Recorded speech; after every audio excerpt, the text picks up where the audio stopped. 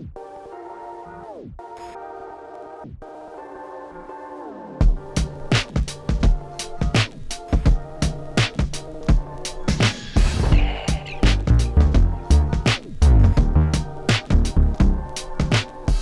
everyone, and welcome to the channel. Today I'll be reviewing something that I know very little about. This is the SH Figuarts Sakata Gintoki from the series Gintama.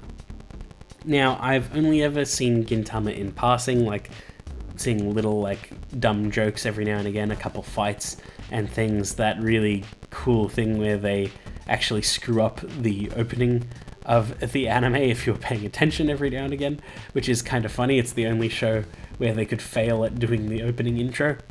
And I do like the sort of mix of comedy and seriousness every now and again. It's very, very shonen.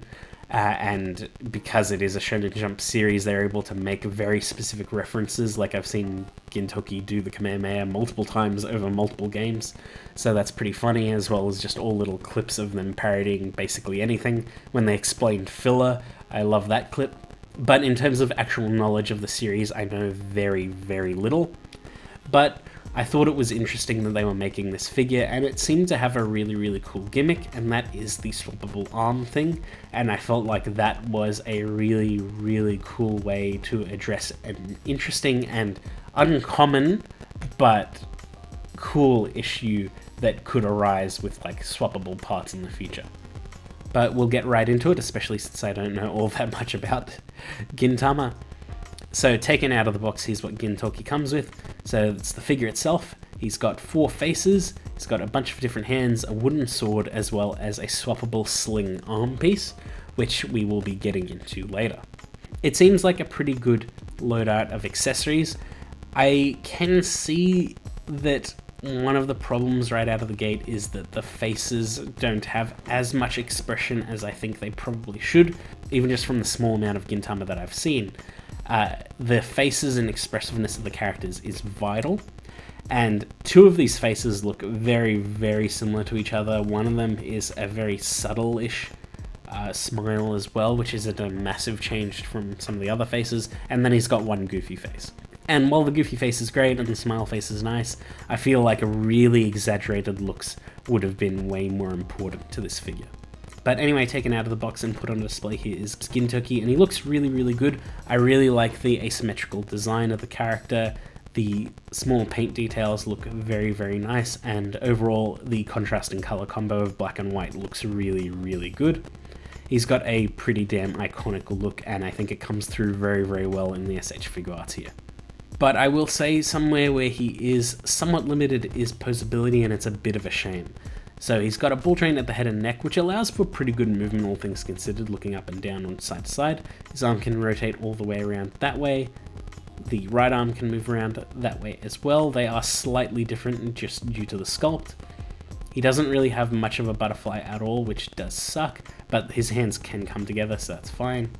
There's an upper arm swivel, bend at the elbow, way better on the right arm, obviously, because it's completely different. It doesn't have the sleeve. The sleeve can rotate around on the forearm, and there's a ball hinge at each of the hands. There is a ab crunch, but it is somewhat limited due to the sling, and that kind of sucks. There's a ball joint in the waist, which is also limited due to the waist part.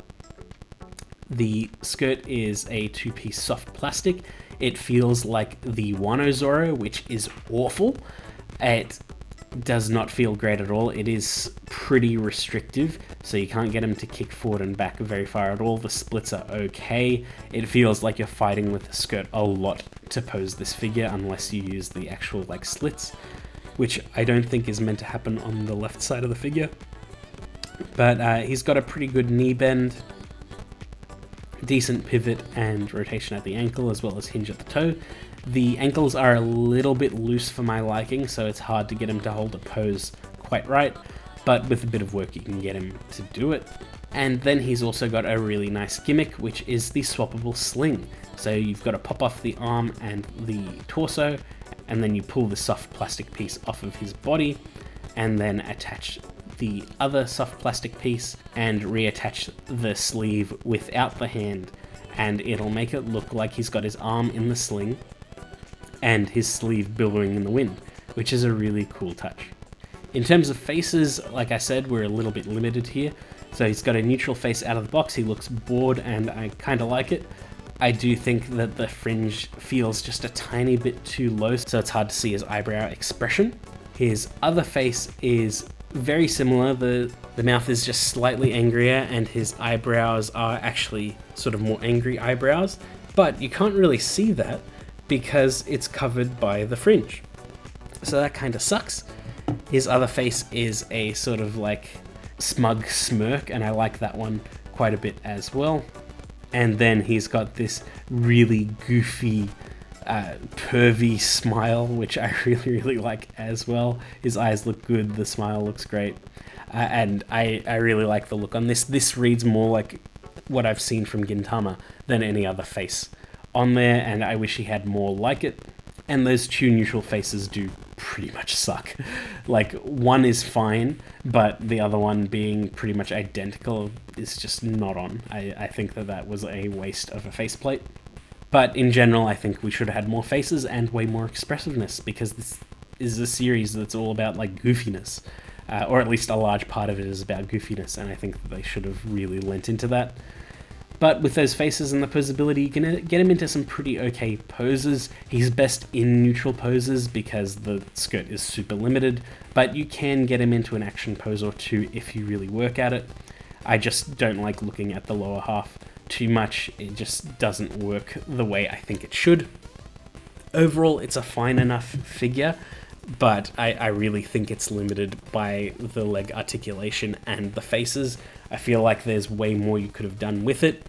I do really like the swappable sling accessory part though. That is very well designed, especially with the alternate hands that go into it being a ball joint and hinge and the hand, because that way you don't need to worry about popping the ball joint on and off constantly or wearing out the hands in any particular way. The ball joint that you pull on and off is large enough that it doesn't really feel like you're damaging anything, and it's all a smooth process and feels tight enough that the figure doesn't fall apart in your hands when you're swapping out parts or posing it, and it doesn't feel so tight that you'll break anything, which is a very difficult balance to get, and I think that they've achieved that here, which is great. It's just that it is lacking in a few other areas, which does unfortunately suck quite a bit. But yeah, that's pretty much it. I hope you enjoyed that video, and I will see you all next time.